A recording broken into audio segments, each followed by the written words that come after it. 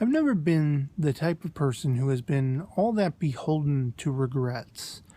I've always been strongly of the belief that every choice I've made, for better or for worse, makes me who I am today, and thus I wouldn't want to change who I am today. But even with all that said, there is one situation, one circumstance that always haunts me in the frame of reference, what might have been. And it's very much to do with a girl. Shortly before my mother's passing, I had gone back for my GED after having dropped out of high school because it was about a year or two after my dad died, and I reached the point of having a nervous breakdown because the year following his passing, I just focused on school and work and going hardcore and not missing a beat. And my mother fell ill about a year later, and it hit me like a ton of bricks. She would forecast her own mortality lasting only 5 years beyond his passing, and almost to the month, a little longer, but she forecasted correctly, unfortunately. But because I had dropped out of high school to become her caregiver and the caregiver and guardian of my sister, did I go back for my GED? I always felt bad about having dropped out of high school because I enjoyed learning. I enjoyed the atmosphere. I had come from a really bad environment in middle school, and I was able to change schools, and it was a whole new world open to me. It was like the best thing ever. This second middle school I had found myself in.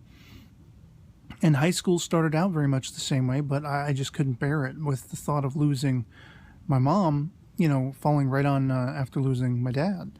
And but while I was going out for my GED at a Goodwill, a couple towns away from where I was living then, it's very much in the town I'm living in now, they were giving free GED and learning classes, if you needed to learn to read. And there was this 58-year-old guy who was coming to learn to read for his grandson, which melted my heart. I just thought that was awesome.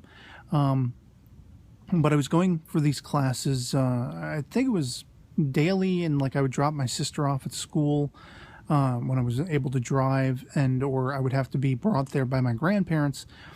And so long story short, I'd be studying, and this girl named Lisa came in and immediately swept me off my feet. Just absolutely beautiful and smart, obviously there for the same reason, to get a GED or whatever it was, further her education. And I respected her for that. And we got to talking a couple of times. And lo and behold, did I find out she was actually engaged and had a daughter. And it was kind of heart-wrenching for that because, I would still talk to her a little bit, and we would talk about personal stuff.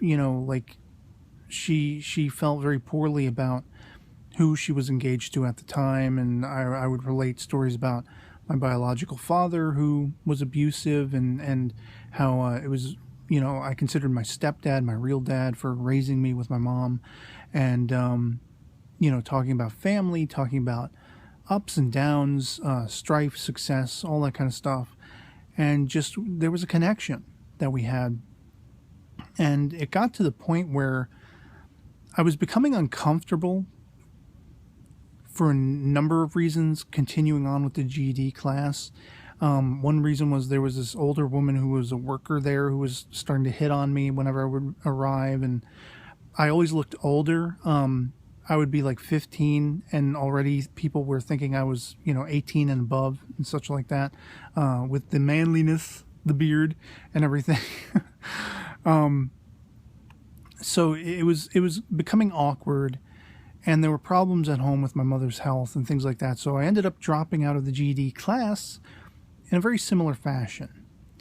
And so 6 months to a year went by, where I had fallen completely, out of doing the GED stuff. I actually went and did the test, and I got a diploma shortly after my mother passed away. my cousin had actually come down, my brother from another mother, and you know, like anytime I'd ever had any interaction with him, it was always the best of times. So it was something I desperately needed. And we found ourselves hanging out and going out for rides and, you know, going to the mall, hanging out.